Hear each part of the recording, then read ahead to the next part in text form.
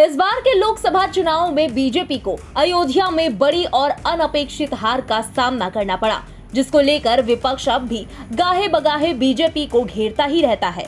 वहीं अब इस पर बीजेपी के राज्यसभा सांसद सुधांशु त्रिवेदी ने संसद सत्र के दौरान खुलकर बात की और विपक्ष के तंज का भी करारा जवाब दिया। आप भी देखिए।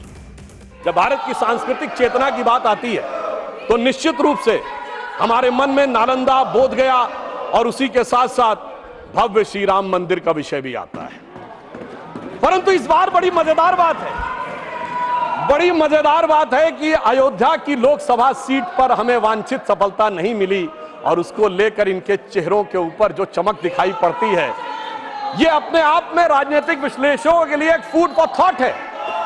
क्योंकि इस प्रकार का एक वातावरण इस देश में बनाया गया कि एक वर्ग के लिए all eyes should be on Rafah, चाहे किसी को पता हो रफा है क्या, कहां ये ना पता हो, पर दूसरे के लिए all eyes should not be on Ayodhya. परंतु मैं ये भी बताना चाहता हूं सभापति महोदय, ये लोग समझ नहीं पाए। अयोध्या में जब हमें वांछित सफलता नहीं मिली तो हमारे विरोधी बता क्या रहे हैं। देखिए साहब, आप अयोध्या हार गए, बस्ती हार गए, प्रयागराज हार गए, चित्रकूट हार गए, नासिक, रामटेक और रामेश्वरम, यानी भगवान राम से जुड़े सारे स्थलों के बारे में बता रहे हैं कि यहां भारतीय जनता पार्टी को वास्तविक, जैसे कई तो ऐसी सीटें थी रामेश्वरम कभी नहीं जीते थे। परंतु महोदय मैं कह रहा हूं, ये समझ नहीं पाए प्रभु की लीला क्या है। जो लोग ये कहते थे कि राम हुए नहीं, इसका सबूत दो, वो उत्तर से दक्षिण तक राम से जुड़े स्थानों का सबूत दे रहे हैं कि अयोध्या भी राम से जुड़ी थी, बस्ती भी जुड़ी थी, प्रयागराज भी था, रामटेक भी था, रामेश्वरम भी था।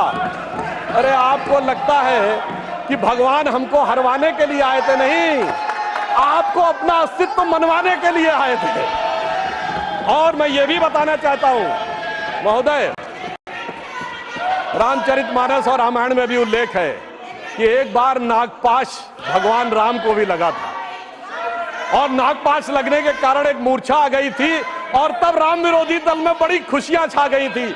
मगर वो प्रभु की लीला का हिस्सा था, सिर्फ हनुमान जी को अपनी शक्ति याद दिलाने के लिए। और ऐसा पहली बार नहीं हो रहा है, ऐसा पहली बार नहीं हो रहा है सभापति महोदय।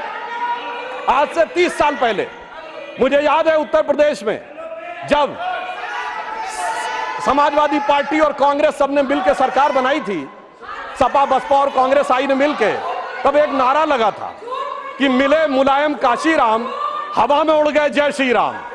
मगर हम तब भी नहीं डिगे थे और जो हवा में उड़ाने की बात कर रहे थे, 3 साल में हमने केंद्र में सरकार बना के दिखा दी थी और उत्तर प्रदेश में भी सरकार बनी थी।